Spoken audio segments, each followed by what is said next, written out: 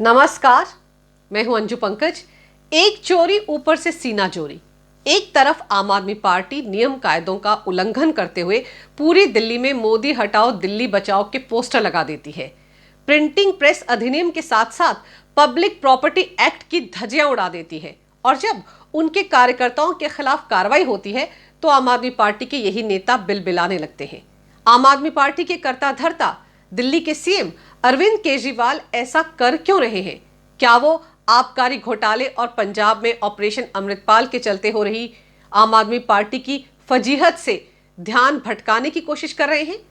और फिर अरविंद केजरीवाल की राजनीति और आम आदमी पार्टी में इस वक्त जो घमासान मचा हुआ है, उसी पर चर्चा करने के लिए मेरे साथ इस वक्त पटना से मौजूद हैं अभिषेक तिवारी, जो अरविंद केजरीवाल को बहुत अच्छे से जानते हैं।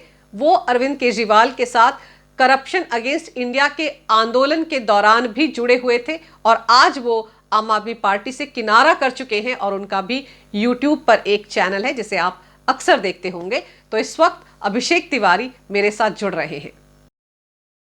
नमस्कार अभिषेक जी, बहुत बहुत स्वागत है आपका मेरे चैनल पर।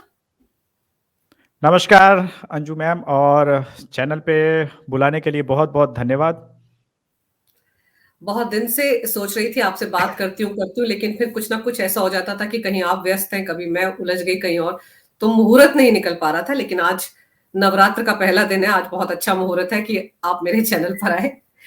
अभिषेक, मुझे ये समझाइए कि जो दिल्ली में पोस्टरबाजी चल रही है, सुबह सुबह हम सब ने देखा कि मोदी हटाओ दिल्ली बचाओ देश बचाओ ये पोस्टर लग गए और सबसे बड़ा नियम का उल्लंघन इस पोस्टर में ये हुआ कि इस पर प्रिंटिंग प्रेस किसकी है, कौन सी है, उसके बारे में कोई जानकारी नहीं थी और उसके बाद एफआईआर दर्ज हुए। लेकिन अब केजरीवाल जैसे हल्ला मचा रहे हैं, उसे कैसे देखा समझा जाए? वो अपने पुराने एजेंडे पर लौट आए हैं, धरना प्रदर्शन आंदोलन। नमस्कार जी, नमस्कार। देखिए, दिल्ली को बचाने के लिए नरेंद्र मोदी जी का हटाना बहुत ज़रूरी है। मोदी जी डेमोक्रेसी को जो है वो हटा रहे हैं। मोदी जी फासिस्ट हैं। अंशु मैम, इसके अलावे विपक्ष के पास कोई, आई एम सॉरी मैंने केजरीवाल की मिमिक का प्रयास किया, लेकिन विपक्ष के पास इसके अलावा कोई एजेंडा है? देखिए, राजनीति में एक बेटर प्रोडक्ट होना बहुत आवश्यक है।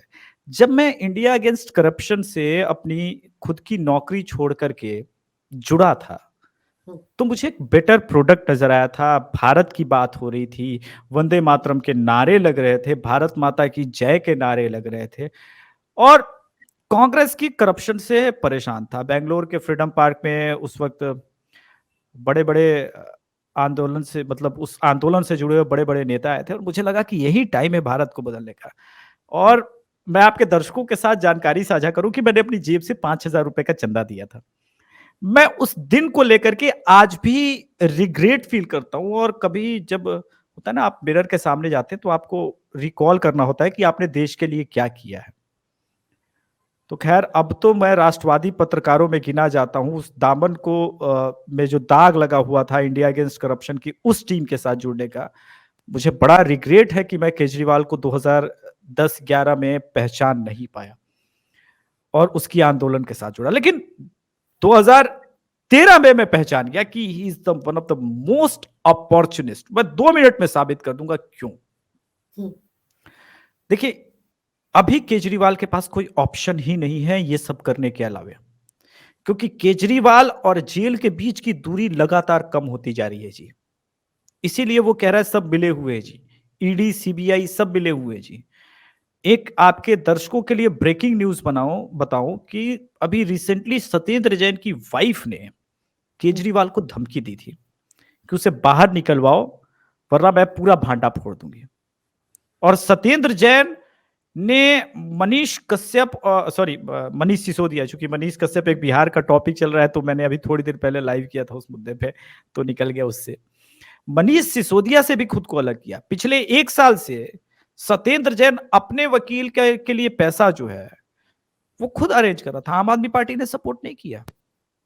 लेकिन मनीष सिसोदिया जब जेल गए, मनीष सिसोदिया को बचाने के लिए पूरी लॉबी एक हो गई।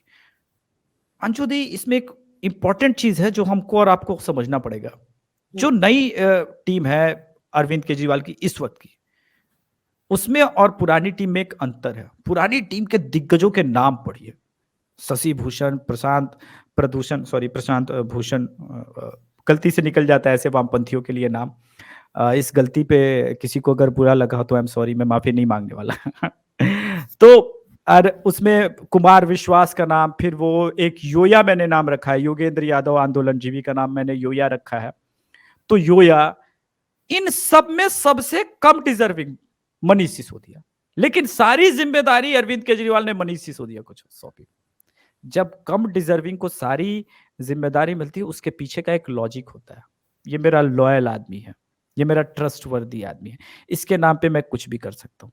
अब पूरे आप देखिए लिकर स्कैम में फंस चुका है, चाहे पिल्लई का स्टेटमेंट हो या उसका सीए के कविता का बुची बाबू, ये सब आमने सामने ईडी ने बिठा के सब निकलवा लिया। कोर्ट भी जुडिशियल में भेज चुका है फिर से एक बार मनीष सिसोदिया को। क्यों? अब केजरीवाल को ये जो गर्दन है उसकी फंसी फंसी लग रही है।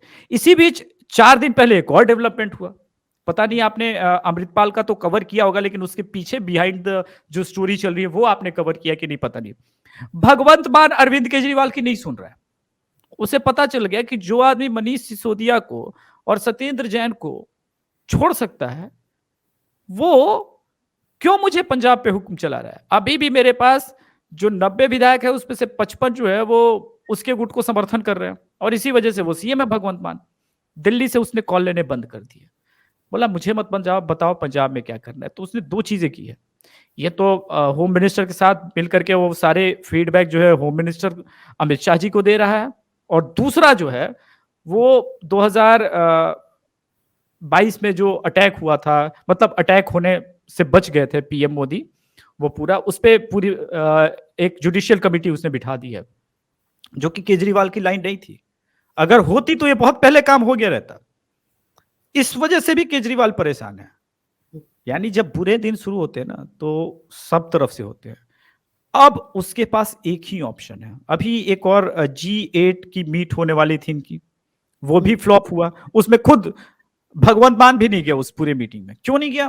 क्योंकि वो समझ चुका है कि ये करप्शन हटाने के नाम पर के आए हुए लोग के चक्कर में मैं रहूंगा ना, तो सत्येंद्र जैन के बाद मेरा अगला नंबर हो सकता है। क्या पता खालिस्तान से कोई लिंक जुड़ जाए। अमृतपाल क्यों नहीं पकड़ा गया, इस सवाल का उत्तर कोई नहीं दे रहा, मैं दे रहा हूं। पता है, अमृतपाल पकड़ा गया होता तो पोएटिक जस्टिस फाउंडेशन के बहाने ये जो पूरे खान मार्केट गैंग की मीडिया लॉबी है, आप तो उससे भली भांति परिचित है, उस लॉबी से आपका तो बहुत अनुभव रहा है उससे, ये सब जाते। अरे एनआईए तो मुर्दे से उगलवा ले सत्य, फिर ये अमृतपाल क्या चीज है? इसलिए अमृतपाल का पकड़ा नहीं जाना था। दे मेड श्योर कि अमृतपाल नहीं पकड़ा जाए। अगर वो पकड़ा जाता तो एनआईए की एंट्री के बाद सब खेल खराब हो जाता।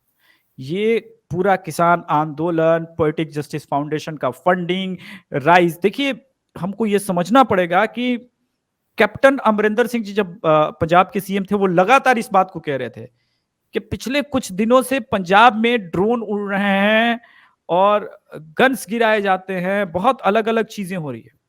लोगों ने सीरियसली नहीं लिया। लेकिन आम आदमी पार्टी को लेकर के जब कुमार विश्वास ने कहा कि ये खालिस्तानियों के साथ जुड़ी हुई है, उसको ये सपोर्ट कर रही है, बाद में तो खालिस्तान प्रो यूट्यूब चैनल्स ने भी ओपनली कहा कि केजरीवाल सरकार को ये अब वादा पूरा करना होगा, हमने उनको इतना सपोर्ट किया पंजाब में लाने में। लेकिन भगवंत मान रियलाइज कर गए इस बात को कि गलती होने से पहले खुद को रोक लो, इनके साथ रहेंगे मेरा नंबर आ जाएगा।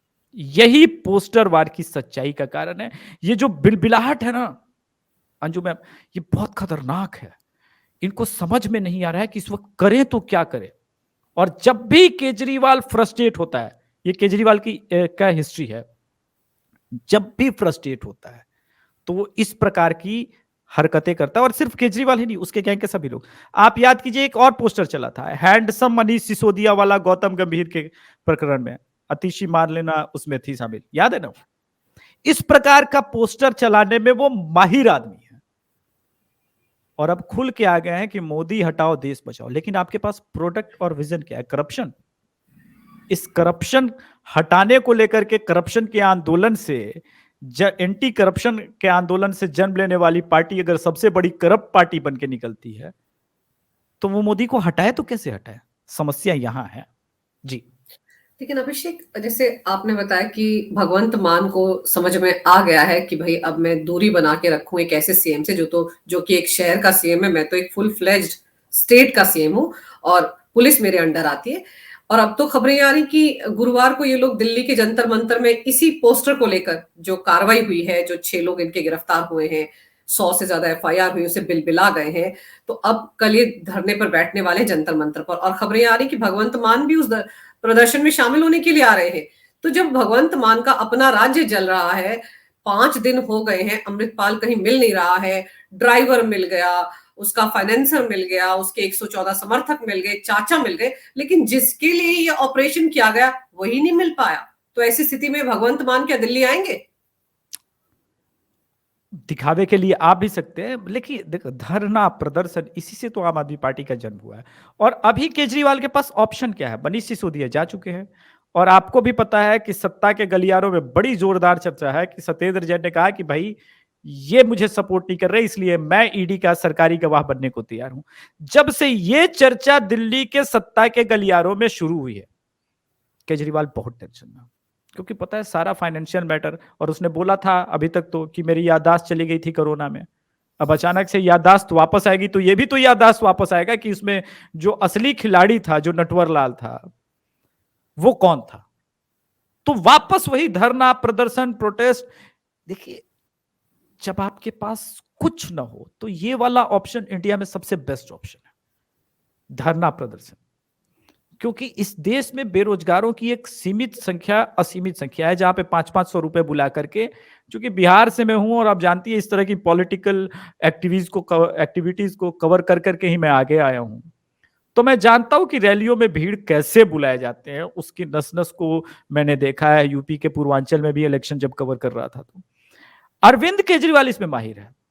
वो इसलिए भी माहिर है कि जिसने पूरे मीडिया को बंधक बना के रखा हो। अब आप कहिएगा कि मीडिया को बिना पुलिस के, बिना किसी चीज के कैसे बंधक बनाए? गजब का सीएमएस उनका सिस्टम है, सेंट्रल मैनेजमेंट सिस्टम। वो हर मीडिया हाउस को जो जिनको एडवर्टाइजमेंट देते हैं, उसने दिन भर में आम आदमी पार्टी की कौन कौन सी खबरें छापी है, कितनी निगेटिव है, कितनी पॉजिटिव है, उसका हिसाब किताब रखते हैं।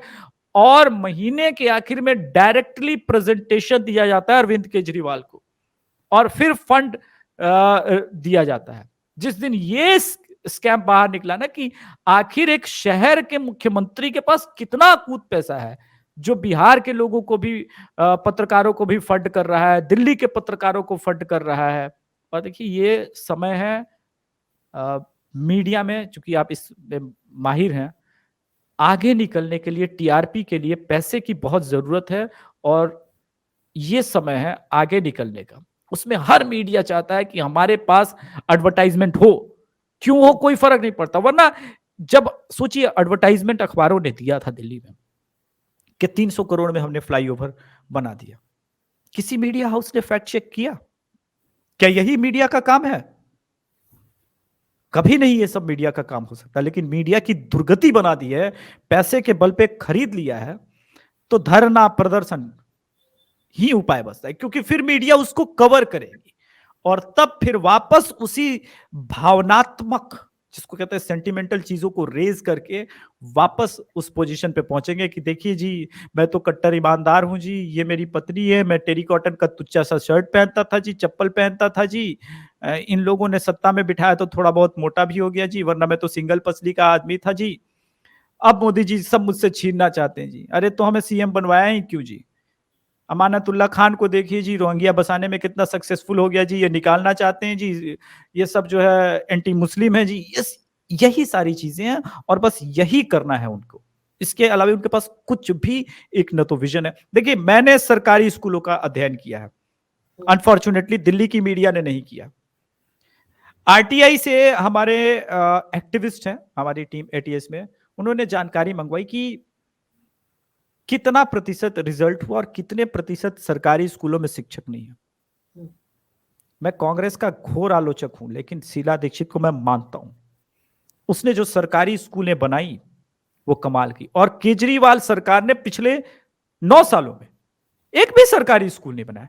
ये कौन सा तुम्हारा दिल्ली का एजुकेशन मॉडल है जहां पे बिना एक भी स्कूल बनाए हुए तुमने शीला दीक्षित से बेहतर काम किया?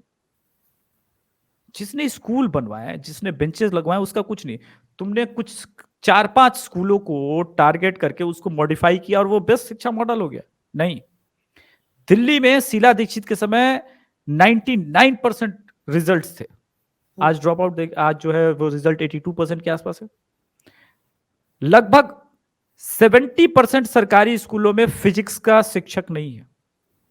यह अद्भुत बात है, लेकिन फिर भी कोई सवाल नहीं उठा रहा। पूरा मीडिया हाउस कहने, आप देखिए इस पूरे मनीष सिसोदिया के प्रकरण में कोई ये नहीं कह रहा शराब और लीकर स्कैम पे सिम क्यों तोड़े गए, फोन क्यों फेंके गए। सब एक ही बात कर रहे हैं, वर्ल्ड बेस्ट शिक्षा मंत्री जो है वो तो यही था, सिसोदिया। अरे यार, बात हो रही है करप्शन की, तुम बात कर रहे हो शिक्षा मंत्रालय की। तो एक तो वहां भी है बंगाल में, वो भी शिक्षा मंत्री था और शिक्षा घोटाले में करोड़ों अपनी गर्लफ्रेंड के साथ अपार्टमेंट में रखे हुआ था। तो फिर वो भी बोल सकता है मी बांगाली अमार सोनार बांग्ला वर्ल्ड का मैं भी बेस्ट शिक्षा मंत्री हूं। दोनों शिक्षा मंत्री जेल में है, और दोनों को आप देखिए, महुआ मोइत्रा भी वही राग अलापती है, मोदी फासिस्ट है, मोदी फलाना है। अबे इधर उधर की बात क्यों कर रहे हो? तुम ये बताओ कि भाई वो जेल क्यों गया? हाँ? उसकी गर्लफ्रेंड के पास करोड़ों रुपए कहां से आ गए? हाँ, वो कारवां लूटा क्यों? जो फ्रेज है, इधर उधर की बात मत कर, तू ये बता कारवां लूटा क्यों, उस पर कोई बात नहीं कर रहा। कमाल का मेरा देश हो गया है। करप्शन से निकले हुए ये लोग करप्शन के जन्मदाता बन गए। इसका एक और मेरे पास सॉलिड कारण है। रीजनल पार्टीज के पास अंबानी अडानी के नाम पे जो कहते हैं, मोस्टली बिजनेसमैन फंड नहीं करते। रीजनल पार्टी का एकमात्र ध्येय होता है सत्ता में आना, और सत्ता में आने के बाद सत्ता में बने रहने के लिए मंत्रालयों के थ्रू जो है वो करप्शन करना। ये लोग असल जन्मदाता है करप्शन के। इसीलिए मैं रीजनल पार्टी से ज्यादा नफरत करता हूं। कांग्रेस ने सिर्फ रास्ता दिखाया था, लेकिन इस रास्ते पे चलना कैसे है, भारत को कैसे असल में बर्बाद करना है, ये उसके नायक है, लिविंग लीजेंड्स हैं। बिहार में देखिए ना, मैं तो बिहार से हूं और आज बिहार दिवस है। जिस समाजवाद को लेकर के लालू प्रसाद यादव और नीतीश कुमार चले, क्या दिया बिहार ने? दिल्ली में, पंजाब में, तमिलनाडु में, केरल में, आपको जहां भी लेबर की सप्लाई चाहिए, बिहार देने को तैयार है। यह है समाजवाद। इसीलिए आप कांग्रेस से लड़े थे, इसीलिए आपने पूरा वो जेपी आंदोलन मूवमेंट में आप ज्वाइन हुए थे। नहीं, आप लोग शुरू से, मेरा आंदोलनों से भरोसा उठ गया है।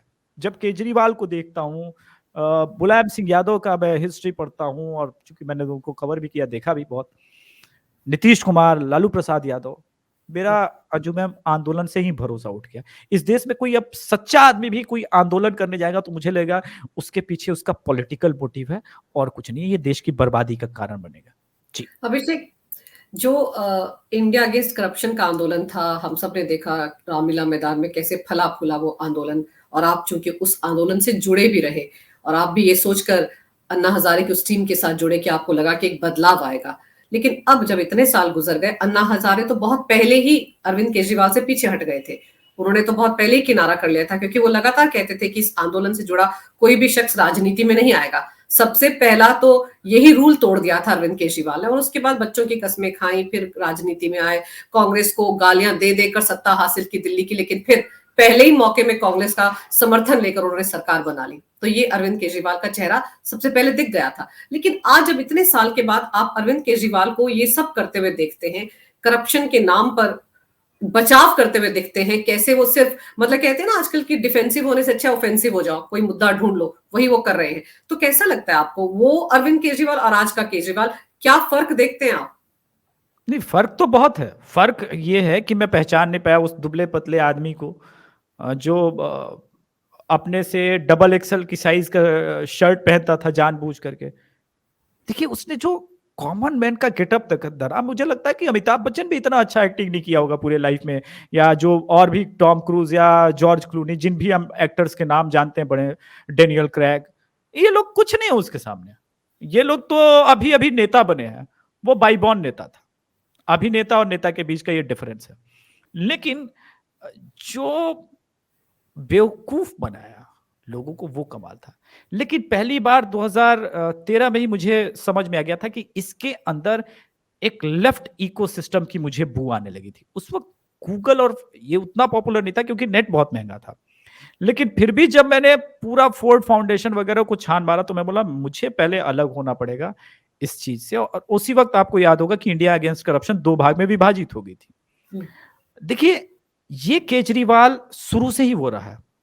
जब आपको याद होगा कि इसका एक नेता फंसा था फर्जी डिग्री को लेकर के, बिहार से, उसने भागलपुर से, तो मैं खुद गया था उस भागलपुर में, उस यूनिवर्सिटी में, और पूछा था कि आम आदमी पार्टी का विधायक यहां से पास आउट है? तो बोला आम आदमी पार्टी वाले यहां से क्यों डिग्री लेंगे? और ये जो कहा जा रहा है ना, यहाँ पे सब आपको पता है कैसे डिग्री मिलती है। यहां से कोई जितेंद्र तोमर नाम का व्यक्ति जो है वो पास आउट नहीं है। मैंने बोला फिर भी निकालो, क्या पता भाई फर्जी काम होता होगा, 20-25 हजार रुपए में डिग्रियां मिलती है। तो ये सारी चीजें डिटेल्स जब बाहर आई तो पता चला। आप याद कीजिए कि उस वक्त केजरीवाल ने क्या कहा। मैंने सारी डिग्रियां चेक कर ली है जी, जितेंद्र तोमर जी बिल्कुल निर्दोष है जी, ये भाजपा वाले फंसा रहे हैं जी। मनीष कश्यप, मनीष सिसोदिया ईमानदार है जी, भाजपा वाले फंसा रहे हैं। एलजी काम नहीं करने दे रहा है जी। दिल्ली में जितनी समस्याएं हैं जी, उसका जन्मदाता मोदी है जी। मोदी हटाओ, देश बचाओ। अरे यार, तुम्हारे पास दंगे हो रहे हैं, ताहिर हुसैन दंगों में संलिप्त आदमी है, अमानतुल्लाह खान खुल करके, मतलब जिस नफरत की राजनीति कर रहा है वो खुलेआम दिल्ली के सड़कों पे सरतन से जुदा के नारे लग रहे हो, और तुम मोदी हटाओ देश बचाओ कर रहे हो। शाहीन बाग को इन्होंने पाला पोसा था। इसीलिए मैंने कहा कि जिस दिन अमृतपाल पकड़ा जाता, वो सारा खुल जाता और नटवरलाल गायब हो जाते। फंसना ही था नटवरलाल को। इसीलिए ये बहुत महत्वपूर्ण था कि अमृतपाल नहीं पकड़ा जाए, और मुझे दुख के साथ कहना पड़ेगा यही हुआ।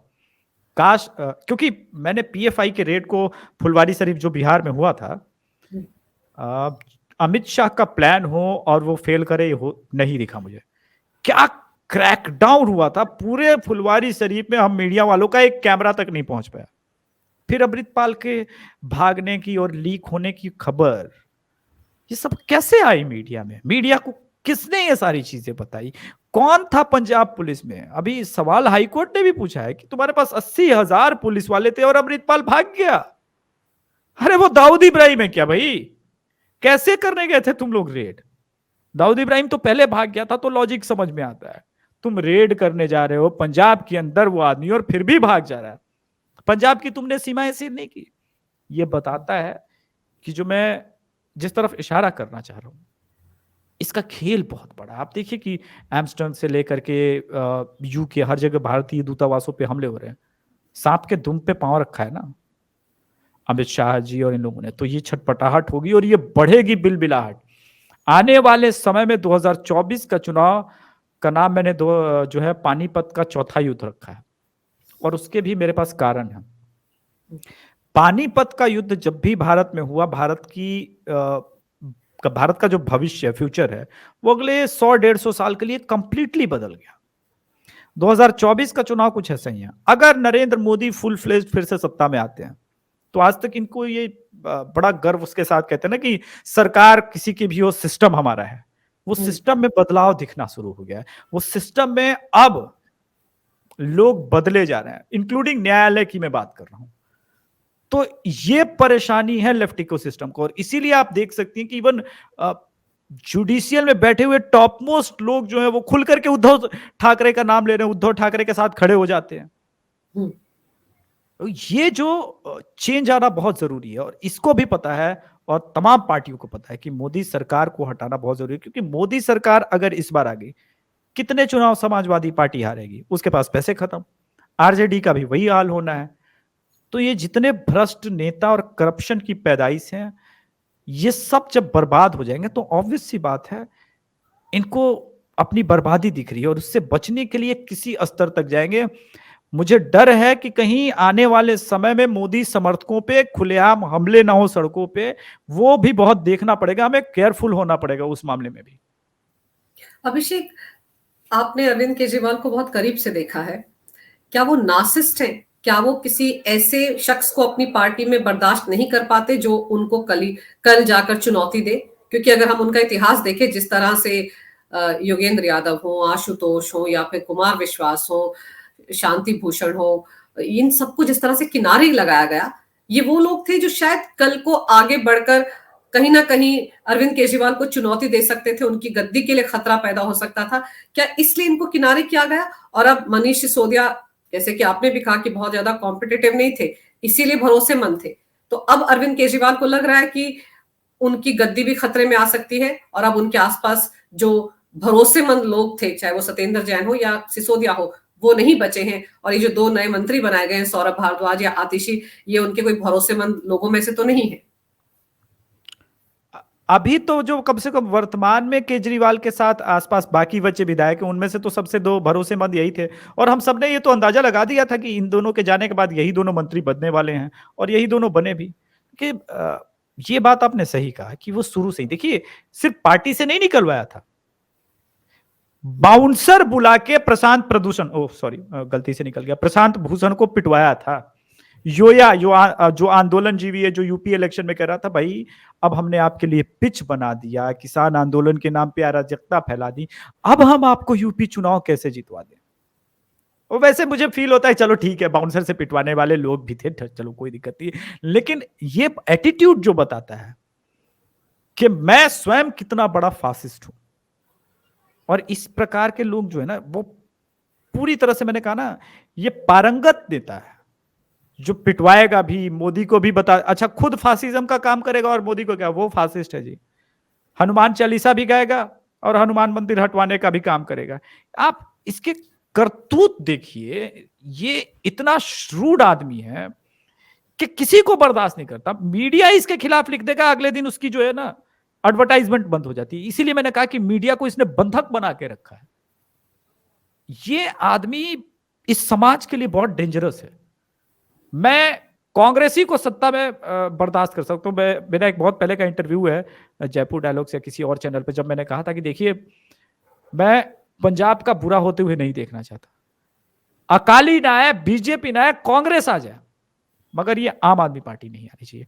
और मेरा शक 110% सही निकला, क्योंकि मैं जानता था ये एनार्किस्ट लोग हैं, इसका डायरेक्टली वो मुझे लगता है ना कि ये सीआईए वगैरह इन लोगों ने प्लांट किया है इसको, वरना ऐसा नहीं हो सकता। इतना शार्प राइज, इतनी जबरदस्त फंडिंग उस वक्त सोशल मीडिया को जिस प्रकार से इसने मैनेज किया था 2011 में, कोई सोच सकता था? और आप देखिए सारे डॉक्टर इंजीनियर सब इसके झांसे में आ गए, सारे पढ़े लिखे एलीट क्लास के लोग, क्योंकि बातें भी वैसी होती थी मंचों पे। एक नया भारत बनाना है, उस भारत में शिक्षा हो, स्वास्थ्य हो। और भाई शिक्षा स्वास्थ्य पे तो हम झांसे में आ ही जाएंगे, क्योंकि हमारा ये मूल मुद्दा रहा है, हम लोग जातिवादी लोग तो हैं नहीं। तो हमारे लिए तो बहुत महत्वपूर्ण बात थी कि चलो पहली बार कोई नेता इन सब मुद्दों पे बात कर रहा है। लेकिन जैसे ही ये सत्ता में आया, आप इसके मोहल्ला क्लिनिक की दुर्गति देखिए। मैं सवाल पूछता हूं, ये लोग अपना इलाज मोहल्ला क्लिनिक में क्यों नहीं करवाते? मेरे इस सवाल, अपने बच्चों को क्यों नहीं पढ़ाते दिल्ली के सरकारी स्कूलों में? अरे आपने तो सांप के दुम पे पांव रख दिया। ऐसा थोड़ी ना होता है, ये ठीक वैसा ही है जैसे बिहार में सरकारी स्कूल है ना, आप वहां अपने बच्चे को बस एडमिशन कराइए मत, लेके जाइए। वो सरकारी स्कूल का शिक्षक जिसका स्वयं का बेटा प्राइवेट स्कूल में पढ़ता है, वो बोलेगा अरे कहां अभिषेक जी, सरकारी स्कूल के शिक्षकों से ज्यादा जानते हैं क्या ये प्राइवेट वाले? आप अपने बेटे को भेजिए, यहाँ पे बढ़िया एजुकेशन मिल रहा है। अबे ना तुम्हारे पास किताबें हैं, ना छत पे पंखा है, बारिश हो जाए तो बारिश में कहीं बिल्डिंग न गिर जाए, वो स्थितियां हैं। और तुम्हारे टीचर को एबीसीडी प्रॉपर नहीं आता, वो पढ़ाएगा। और तुम्हारा अगर इतना ही तुम्हारे अंदर टैलेंट है, इतना ही कॉन्फिडेंट हो, तो बिहार के, मैं एक दो की बात नहीं कर रहा हूं, सभी शिक्षकों के बेटे जो है वो प्राइवेट स्कूलों में पढ़ते हैं। तो भाई ये स्थिति और यही सच्चाई है। इस सच्चाई को जो समझ जाएगा वो केजरीवाल को समझ जाएगा, नीतीश कुमार को समझ जाएगा। आप एक सवाल आपके दर्शकों के लिए होमवर्क की तरह मैं कह दूं, क्यों G8 या विपक्षी एकता नहीं हो पाती? हम्म। G8 की एक मीटिंग होने वाली थी या फिर विपक्षी एकता की बार बार मंच से बात होती है, ये लोग एक क्यों नहीं हो पाते? मोदी को हटाने के लिए एक तो होना पड़ेगा ना, हो क्यों नहीं पाते? वो एक अनार सौ बीमार भी तो है ना अभिषेक, मुझे भी बनना है पीएम कैंडिडेट, उसको भी बनना है, इसको भी बनना है, कैसे? और फिर एक चीज मुझे ये समझ नहीं आती कि आम आदमी, हम हर पार्टी की एक आइडियोलॉजी होती है, एक विचारधारा होती है, एक टारगेट होता है। आम आदमी पार्टी की आइडियोलॉजी क्या है, विचारधारा क्या है, किसी को आज तक समझ नहीं आई। नहीं, मैं समझ गया हूं। आम आदमी पार्टी की एक ही विचारधारा है, मोदी मुझे काम नहीं करने दे रहा जी, ये एलजी मुझे परेशान कर रहा है जी, मोदी जो है वो दिल्ली की पुलिस हमें दे दे और मोदी मुझे फोन करे जी। अच्छा सुनो, ऐसा है जो है बसंत बिहार में एक हादसा हो गया है, केजरीवाल जरा देखना, तब जाके ईगो शांत होगा जी, मैं तो मोदी से बड़ा हूं जी। आप इसके मतलब, मैंने कहा ना कि दुनिया में मैंने एक से एक देखे, नटवरलाल फिल्म देख ली अमिताभ बच्चन की, लेकिन जो फिल्म मुझे 8-9 सालों में केजरीवाल ने दिखाई है, ब्लॉकबस्टर है जी। इस पे पूरी की पूरी स्क्रिप्ट राइटिंग करके कोई फिल्म बनाए, गारंटी ऑस्कर है। कहां आप इधर उधर भाग रहे हैं? आपके पास ओरिजिनल स्क्रिप्ट राइटर पड़ा हुआ है, धरना मास्टर पड़ा हुआ है। इन सब चीजों पे ध्यान देने की जरूरत है। बॉलीवुड वैसे ही डाउनफॉल की अभिषेक, तरफ जा रहा है, कुछ अच्छा करे। अभिषेक ये बताओ कि जैसे फंडिंग को लेकर बड़ा सवाल उठता रहा आम आदमी पार्टी पर। पहले ये लोग अपने वेबसाइट पर बड़ी ट्रांसपेरेंसी के साथ नाम लिखते थे, किसी ने 10 रुपए दिए, 5 रुपए, याद है ये पार्टी शुरू में कहती थी कि भारत के लोग हमें 10-10 रुपए देंगे, हम उस चंदे से पार्टी चलाएंगे, ये वो पार्टी है। लेकिन अब इनकी वेबसाइट पर पैसा नहीं दिखता। जब से वो सुकेश चंद्रशेखर ने भी कहा है कि प्रोटेक्शन मनी के तौर पर 10 करोड़ मेरे से मांगे गए, सत्येंद्र जैन ने मांगे 50 करोड़ मांगे कि तुम्हें साउथ का एक बड़ा नेता बना दिया जाएगा, राज्यसभा भेज दिया जाएगा, 400-500 करोड़ की फंडिंग ले आओ। तो ये जो फंडिंग वाला खेल है, इसमें अब तो सिख फॉर जस्टिस का नाम भी आता है, वहां से फंडिंग आई, खालिस्तान समर्थकों से फंडिंग आई।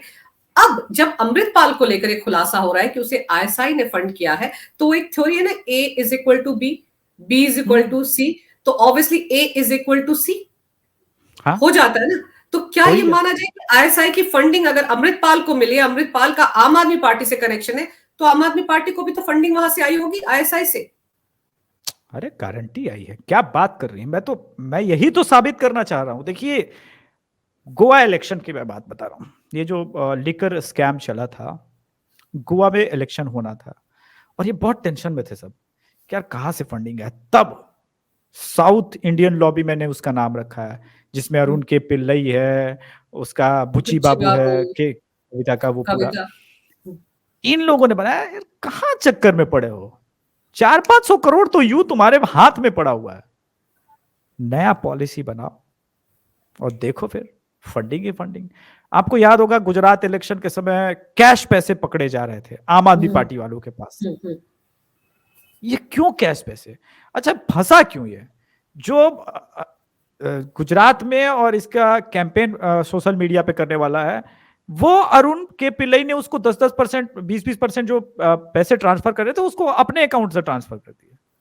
तो अब ये वाला जो लिंक है, ये कुछ ज्यादा ट्रांसपेरेंट है कि हाँ, एक दारू लीकर किंग है, उसने जो है आम आदमी पार्टी को, जो गुजरात में इलेक्शन लड़ने वाली है, उसकी कैंपेनिंग करने वाले को पैसे दिए। दोनों ने स्वीकार कर लिया कि इसने मुझे दिया, उसने मुझे कहा।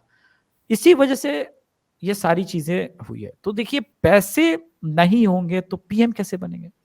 पीएम बनने के लिए आपको पैसे चाहिए। पैसे के लिए आपको क्या करना पड़ेगा? Share corruption. करप्शन करेंगी तभी तो आप बिहार में पार्टी बढ़ाइएगा, यूपी में बढ़ाइएगा, गोवा मध्य में, प्रदेश गुजरात है में। वक्त हाँ, टारगेट। देखिए, अल्टीमेटली गोल क्या है? गोल है पीएम बनने के लिए जो भी करना पड़े। अब आपके पास कांग्रेस या आरजेडी, बीजेपी जैसा कुछ संगठन तो है नहीं आपकी, जैसे आपने कहा कि आइडियोलॉजी बेस्ड भी नहीं है। और दिल्ली के ही आप मात्र सीएम, तो पंजाब वालों को पकड़ो। पंजाब में तो फुल फ्लेज्ड हमारा सीएम आ गया। ये आए थे किस नाम पे? पंजाब में आए थे कि हम ड्रग माफिया को खत्म करेंगे। हुआ खत्म? उल्टा बढ़ गया। हर इतनी खेप पकड़ी गई है पंजाब में पिछले 1 सालों में। ऐसा कैसे हो गया कि आप जिस नाम पे आए थे खत्म करने के, वही बढ़ गया? देखिए, इसका मूल कारण ये है कि ये चाहते ही यही है पैसा इनको भी पता है कि ईमानदारी से तो कमाया नहीं जा सकता है, नेतागिरी में ईमानदारी से थोड़ी ना कमाया जा सकता। इनको बढ़ावा देंगे, डायरेक्टली पैसे कलेक्ट करेंगे तो होगा। और लेकिन जो कुमार विश्वास ने कहा था कि ये नहीं हिचकेगा खालिस्तान के, उनका स्टेटमेंट बहुत मुझे याद रहता है कि मैंने बातों बातों में पूछा कि कैसे मैनेज करोगे पंजाब को। उसने बोला कि मेरी खालिस्तानियों से बात हो गई है जी, वो मुझे अपना पीएम भी मान लेंगे जी, वो सब कर देंगे जी, फंडिंग भी हो जाएगी जी, फिर उसके बाद हम लोग देख लेंगे जी। तो जो आदमी इस स्तर तक गिर सकता है, जो भारत की अखंडता, अस्मिता, इन सबको दांव पे लगा सकता है, ये मेरे शब्द नहीं है, ये उनके सबसे करीबी मित्र। देखिए केजरीवाल को अरविंद कहने का अधिकार सिर्फ दो आदमी के पास है। एक मतलब था, अब तो नहीं है। एक सुनीता मैडम कह सकती थी और दूसरा अरविंद जो है वो सिर्फ कुमार विश्वास कहता था, कोई नहीं कहता था अरविंद। जो अरविंद कहता था उसने वो इल्जाम लगाए हैं। और एक बार भी ये नहीं कहा अरविंद केजरीवाल ने, इतना बड़ा एलिगेशन हम पे लगाए हो, मानहानि का दावा ठोकेंगे, हम दिल्ली के मुख्यमंत्री हैं। ये बताता है कि ये किस प्रकार के लोग हैं। अब तुम क्या लगता है अभिषेक, ये जो अमृतपाल भागा हुआ है या भगा दिया गया है, ये कभी पकड़ में आएगा या ये बस फरार हो गया, ये फरार ही रहेगा? मुझे लगता है कि ये डिसअपियर हो गया और ये डिसअपियर ही रहेगा। लेकिन फिर कहीं ना कहीं कोई ना कोई जवाबदेही तो बनती है वहां की सरकार की, क्योंकि हाईकोर्ट ने भी तो पूछा ना, पंजाब हरियाणा हाईकोर्ट ने, कि भाई 80,000 जवान जिसको ढूंढने में लगा दिए, जिसका सारे बंदे ढूंढ लिए, ड्राइवर से लेकर फाइनेंसर, चाचा, ताया, मामा, लेकिन वही नहीं मिला। तो किसकी जिम्मेदारी बनती, किसकी जवाबदेही है? अगर अमित अंजू, शाह के दबाव के बाद ये सब कुछ हुआ है, तो जो वहां की सरकार है उसके खिलाफ कोई ना कोई कार्रवाई तो करनी पड़ेगी, केंद्र सरकार को, इतना बड़ा फ्लॉप शो। अंजू मैम, कहाँ आप भी किससे जवाबदारी की उम्मीद करनी है? जो कुर्सी पे बैठे इसलिए कि हमें किसी को जवाब न देना पड़े, वो तो जीवन भर ये कहते रहे। आप देखिए, पंजाब में सरकार आई, सारे वादे किए, पहला काम क्या किया भगवंत मान ने? हमें 50,000 करोड़ की फंडिंग केंद्र सरकार से चाहिए जी, हमने फ्री इलेक्ट्रिसिटी फलाने ढिमकाने का वादा किया था ना। अपने बाप से पूछ के वादा किया था तुम, तुम्हारे बाप का पैसा है जो सब कुछ फ्री में बांट दोगे? मजाक चल रहा है देश में। उसी प्रकार से केजरीवाल को देखिए, सब फ्री कर दूंगा जी, इलेक्ट्रिसिटी, वाटर, पानी, केंद्र सरकार बजट के लिए पैसे नहीं दे रही जी। अरे तुम लोग क्या चाहते हो भाई इस देश में? इस देश को वेनेजुएला बनाना चाहते हो क्या? तो अच्छा, इसकी पॉलिटिक्स कैसे चेंज होती है? पहले सभी कारोबारी चोर हैं जी, फिर उसके बाद जो कारोबारी दिल्ली में फंड कर रहे थे, सभी कारोबारी चोर नहीं जी, अंबानी अडानी चोर हैं जी। अब चूंकि अंबानी के साथ भी ठीक ठाक कांग्रेस का रिलेशन है इस वक्त, उन्होंने तो एक महाराष्ट्र में बड़े नेता के लिए प्रचार किया था मुंबई में, लेकिन खैर अब अडानी चोर है जी। लेकिन कोई ये पूछे मुझसे या उनसे कि अडानी चोर क्यों है?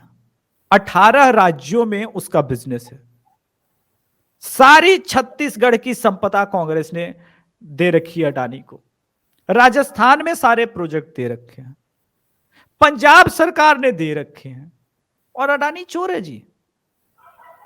तो पंजाब सरकार फिर कर क्या रही है भाई? मटर छीलने के लिए भी बिठा रखा है तुमने सरकार में। देखिए, ये रिस्पॉन्सिबल लोग हैं ही नहीं, क्योंकि ये लोग खुद इसीलिए कहते हैं भाई सारा इल्जाम दूसरों पे डालो, ऐसे ही सत्ता की जा सकती है। समझ गए हैं कि भारत में वोट लेने के लिए विकास की आवश्यकता नहीं है, क्योंकि इस देश में डेवलपमेंट के नाम पे अगर चुनाव जीता जाता तो लालू प्रसाद यादव को जो है वो 15 साल तक लोग मुख्यमंत्री नहीं बनाते। उसने तो कोई विकास नहीं किया। अच्छा, नीतीश कुमार को ही 20 सालों से लोग चुन रहे हैं। विकास के नाम पे वोट मिलना होता तो अखिलेश यादव, मुलायम सिंह यादव और मायावती ने कौन सा तीर मार दिया? इस देश में ये सब बेकार की बातें, विकास के नाम पे वोट मिलता है, ये लोग समझ गए हैं। डेमोक्रेसी के नाम पे मिलेगा, डेमोक्रेसी अंडर थ्रेट, उसके बाद माइनॉरिटी अंडर थ्रेट। आप देखिए ना पंजाब में ईसाईकरण का कितना बढ़ावा हो रहा है। तो ये शेयर वोट बैंक पॉलिटिक्स है और वो समझ चुका है। बड़ा अच्छा वेल रिसर्च नेता है, ये एक्टर है, उसको समझ में आ गया है कोई काम करने की जरूरत नहीं है, लूटो खाओ पियो ऐश करो जितने दिन की जीवन है, सारा इल्जाम मोदी पे ठोक दो, पोस्टर वार कर लो, ऐसे ही चलता रहेगा जी। और वैसे भी आजकल बहुत ज्यादा अरविंद केजरीवाल फ्रस्ट्रेटेड भी होंगे कि बहुत दिन से उनके कोई पोस्टर नहीं लगे, बड़े बड़े होर्डिंग दिल्ली में नहीं लगे हैं। उल्टा उन्होंने जो लगाया है हाल फिलहाल में मोदी को लेकर लगा दिया है। तो और फिर अगर वो नए नए पोस्टर, अपने नए नए एड्स नहीं बनाएंगे तो फिर चैनल्स को देंगे क्या, फंडिंग कैसे होगी? तो ये भी तो फ्रस्ट्रेशन उनके मन में होगा। और अब उनको लग रहा होगा कि कल धरने पर बैठेंगे, प्रदर्शन करेंगे, तो उसके बाद जो फुटेज बनेगी हो सकता है उसी से कोई ऐड बनाया जाए और उसी के बिना पर तमाम चैनल्स को फंडिंग कर दी जाए। तो अभिषेक, अरविंद केजरीवाल के इर्द गिर्द राजनीति कैसे चलती है, कैसे वो हर मुद्दे को अपने पक्ष में भुनाने में यकीन रखते हैं। मुद्दे की बात तो खैर वो करते ही नहीं है, सिर्फ एक ही डायलॉग बोलते हैं कि मोदी सरकार उन्हें काम नहीं करने देती है, मोदी जी उनकी शिक्षा नीति से चिढ़ते हैं, स्वास्थ्य में वो बहुत 30 मार खा वाले काम कर रहे हैं उससे चिढ़ते हैं, इसलिए उनके खिलाफ इतने सारे मामले ठोक दिए गए हैं। जो विस्तार से इस पूरे मामले पर आपने मेरे दर्शकों को जानकारी दी, उसके लिए बहुत बहुत धन्यवाद। नमस्कार। अंजू पंकज के सभी दर्शकों को बहुत बहुत धन्यवाद। आप शो में आपने मुझे बुलाया उसके लिए बहुत बहुत धन्यवाद। जय श्री राम। जय श्री राम।